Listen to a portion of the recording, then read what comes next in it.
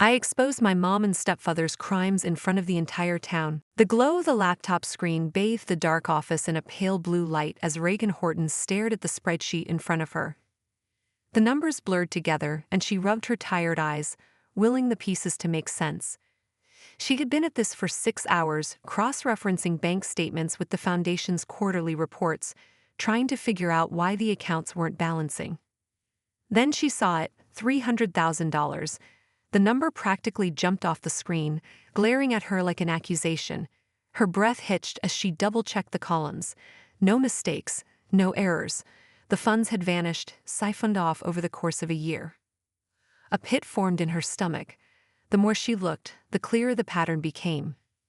Each unauthorized transaction bore the same signature and approval stamp, her mother's.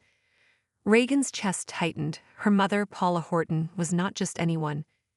She was the foundation's treasurer, its public face, and her family's pride. For years, Paula had hosted galas, courted high-profile donors, and championed the foundation's work in pediatric research. To the world, she was a saint. But now Reagan saw the truth. Her fingers trembled as she scrolled further. Shell companies, offshore accounts, a network of transactions meticulously designed to avoid detection. And yet, here it was, laid bare before her. "Still here?" A voice startled her, breaking the heavy silence. Reagan jumped and spun around to see Jasper, her colleague, leaning casually against the doorway. His ever-present coffee mug steamed in his hand, and his tie was loosened after a long day. "It's almost midnight," he said, stepping inside. "Whatever you're working on can wait until morning." Reagan shook her head, her voice hoarse. "No, it can't." She turned the laptop toward him, her heart pounding as she pointed to the incriminating data. Jasper leaned closer, his brow furrowing as he scanned the screen. "Are you sure about this?" he asked, his voice low. "Yes," she whispered. "The signatures, the approvals, it all points to her. My mother has been stealing from the foundation." Jasper set his coffee down, his expression grim. "This isn't just mismanagement. This is a crime." Reagan nodded, swallowing hard. "I know." The next morning, Reagan arrived at the foundation's headquarters earlier than usual, her mind racing with half-formed plans. She needed more evidence, something concrete, before she could confront her mother, or anyone else. The administrative floor was quiet, save for Sarah, her mother's assistant, who was already at her desk. Sarah greeted Reagan with a warm smile. "Reagan, what brings you up here so early?" "Just dropping off some research proposals," Reagan lied smoothly. She gestured toward the sleek office door. "Is my mother in?" "She's meeting with Trevor, Annabelle's fiancé. Something about gala sponsorships." "Perfect," Reagan murmured. Slipping into her mother's office, she closed the door behind her and quickly accessed the desk computer. Her hands shook as she navigated to the files she needed, scanning through financial reports, emails, and board meeting minutes. What she found made her stomach turn. The discrepancies weren't accidental, they were systematic.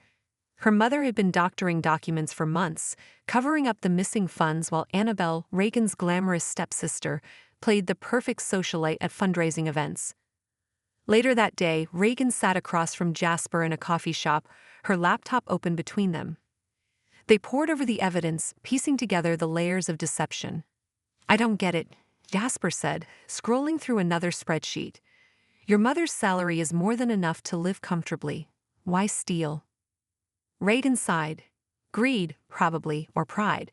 She's always cared about appearances more than anything else." As if on cue, the cafe door chimed, and Annabelle walked in. She was immaculate as always in a designer outfit and flawless makeup. When she spotted Reagan, she approached with a bright smile and a paper bag. "Surprise, I brought lunch." Reagan and Jasper exchanged a nervous glance. Quickly, Reagan closed the laptop while Jasper slid the papers into a folder.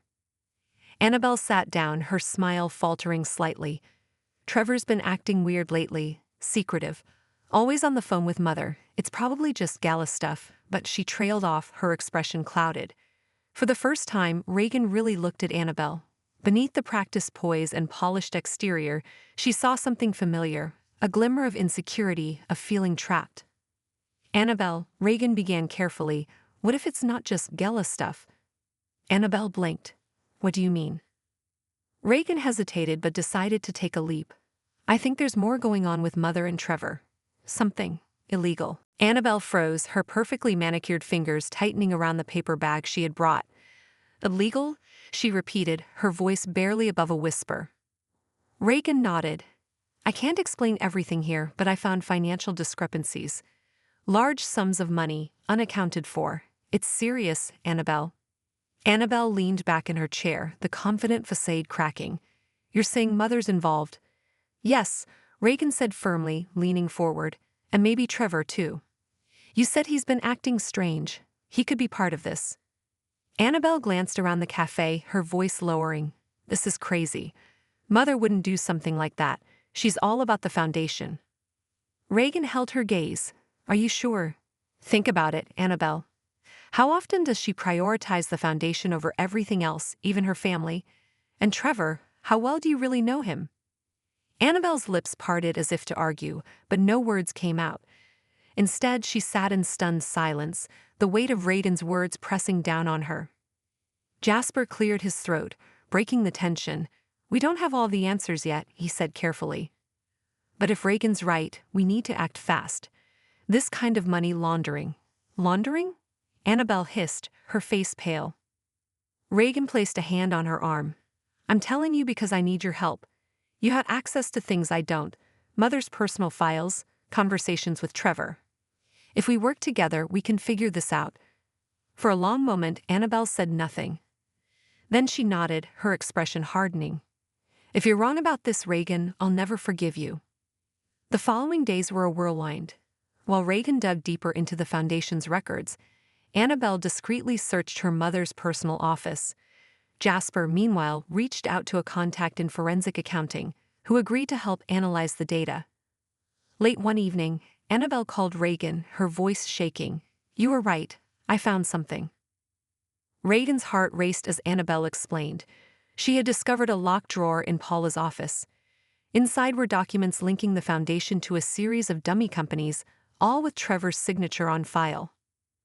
Reagan stared at her laptop, feeling the pieces click into place. Trevor wasn't just complicit, he was the architect. Annabelle, Reagan said, her voice steady despite the storm in her chest, we need to confront Mother, now. Paula Horton's home was as elegant and imposing as she was. Reagan and Annabelle arrived unannounced, their hearts pounding as they stepped into the grand foyer. Girls, Paula greeted them, her tone warm but guarded. She stood at the foot of the sweeping staircase, wearing her usual tailored suit and pearl necklace. What a surprise! To what do I owe the pleasure? Reagan stepped forward, holding a stack of documents. We need to talk, privately. Paula's smile faltered, but she gestured toward her study. Once inside, she closed the door and turned to face them, her expression unreadable. What's this about? She asked, her voice tight. Reagan placed the documents on the desk. It's about this. Paula's eyes flicked to the papers, and for a split second, her composure slipped. But she quickly recovered, her tone icy. I don't know what you think you found, but this is ridiculous. It's not ridiculous, Annabelle interjected, her voice trembling. We've traced the missing money, Mother. It leads to Trevor, and to you. Paula's jaw tightened. Annabelle, don't be naive. You don't understand how these things work. The foundation. Stop lying. Reagan snapped, her voice cutting through the room. This isn't about the foundation. It's about you stealing from it. Why, Mother? Was it worth it? Paula's face darkened, and for a moment she said nothing.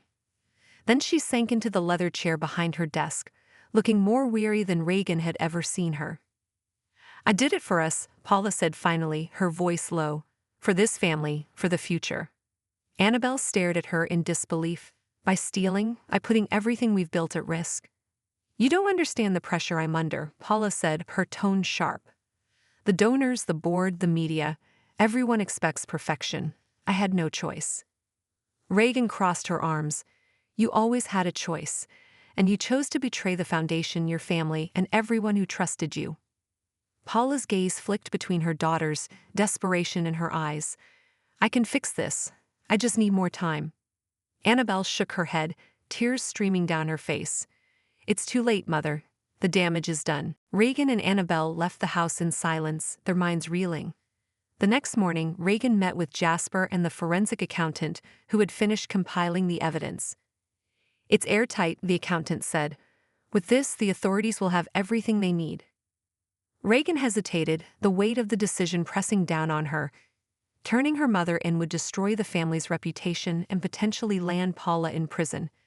But letting her get away with it would mean condoning everything she had done. "We'll do it," Annabelle said quietly, stepping beside Reagan. Her eyes were red, but her voice was resolute. "We'll go to the authorities." The morning Reagan and Annabelle handed over the evidence was gray and cold, mirroring the heaviness in their hearts. The authorities took swift action, launching an investigation into the Horton Family Foundation. Within days, Paula and Trevor were summoned for questioning. Their names splashed across the headlines. Reagan avoided the news but couldn't escape the whispers and stares at work. Annabelle, meanwhile, withdrew into herself, barely leaving her apartment. The family was unraveling, and the weight of their decision lingered like a shadow. One evening, Reagan received a call from her younger brother, Adam. His voice was thick with anger. "How could you do this?" he demanded. "You've destroyed us, Reagan." "I didn't destroy us," Reagan shot back. "Mother and Trevor did when they decided to steal from the foundation." Adam's silence was brief but telling. "You could have handled it differently. Now everyone knows. The Horton name is ruined." "It's better than living a lie," Reagan said, her voice trembling. "I couldn't just look the other way." Adam hung up without another word, and Reagan sank onto her couch, feeling the full weight of her isolation. Months later, Paula and Trevor stood trial. The courtroom was packed, with reporters scrambling for seats. Reagan and Annabelle sat together, their faces pale but determined. The prosecution laid out a damning case, backed by the evidence Reagan and her team had uncovered. The dummy corporations, the diverted funds, the falsified documents, it was all there.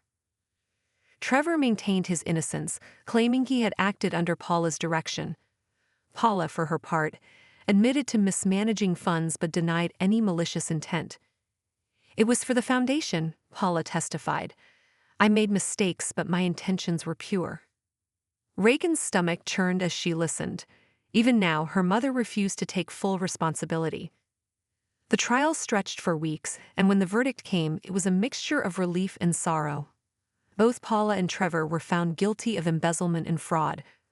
Paula received a reduced sentence due to her cooperation, while Trevor faced a harsher punishment. The Horton Family Foundation was placed under new management, with Reagan and Annabelle stepping away entirely. The scandal had shaken their faith in the organization and in each other.